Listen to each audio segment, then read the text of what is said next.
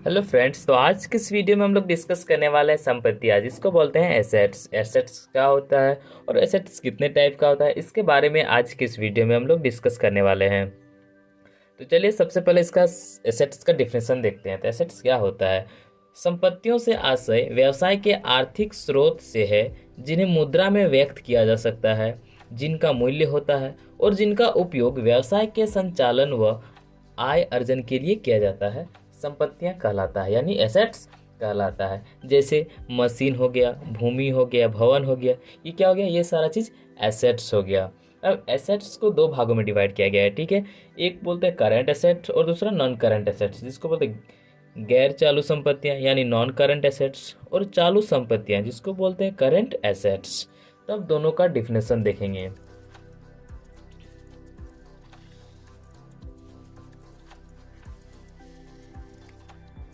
पहले देखेंगे non current assets यानी गैर चालू संपत्तियां क्या होती है।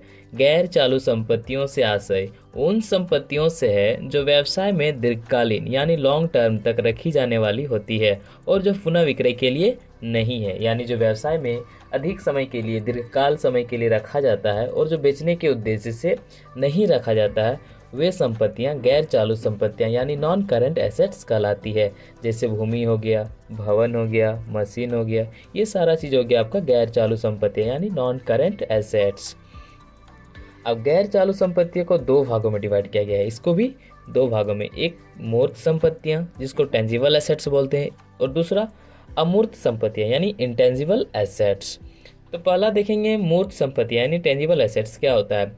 वे संपत्तियां जिन्हें देखा तथा छुआ जा सकता है, अर्थात जिनका भौतिक अस्तित्व हो, उसे मूर्त संपत्तियां कहते हैं, उसे टेंजिबल एसेट्स कहते हैं। यानी जिसको छू सकते हैं, देख सकते हैं, उसको टेंजिबल एसेट्स बोलते हैं। जैसे लैंड हो गया, मशीन हो गया, बिल्डिंग हो गया, ये सब क्या कर सकते हैं? इसको आसानी से छू सकते हैं और इसका भौतिक अस्तित्व है। अब अगला देखते हैं अमूर्त संपत्ति, जिसको बोलते हैं इंटेंजिबल एसेट्स।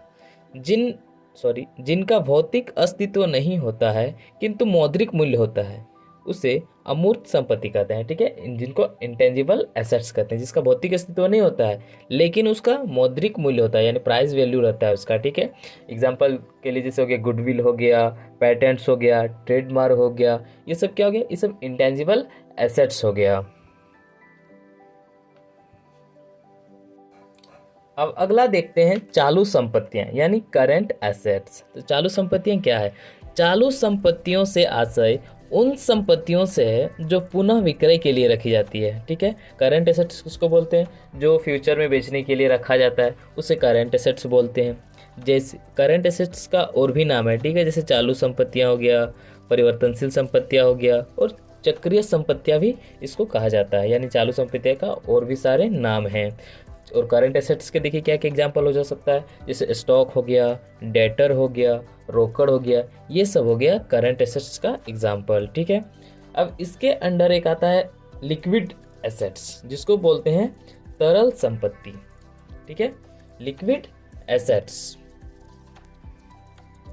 तो लिक्विड एसेट्स किसे कहते हैं? तरल संपत्तियां वे चालू संपत्तियां हैं जो या तो नगद या रोकड़ के रूप में हो, ठीक है, नगद या रोकड़ के रूप में हो। दूसरा, जिन्हें शीघ्र ही नगद में परिवर्तन किया जा सकता है, क्या लिक्विड एसेट्स कहलाता है। एग्जाम्पल के लिए जैसे हो गया रोकड़ हो गया, बैंक में रोकड़ हो गया, अल्पकालीन निवेश हो गया, जिसको शॉर्ट टर्म इन्वेस्टमेंट होता है ना, वो सारा चीज़ आ गया आपका लिक्विड एसेट्स में। निकालने का एक फॉर्मूला होता है जो कि current assets minus stock plus prepaid expenses, इससे निकलता है लिक्विड एसेट्स। यानी करंट एसेट्स जो होता है उसमें माइनस कर देंगे स्टॉक और प्रीपेड एक्सपेंसेस को, तो निकल जाएगा लिक्विड एसेट्स।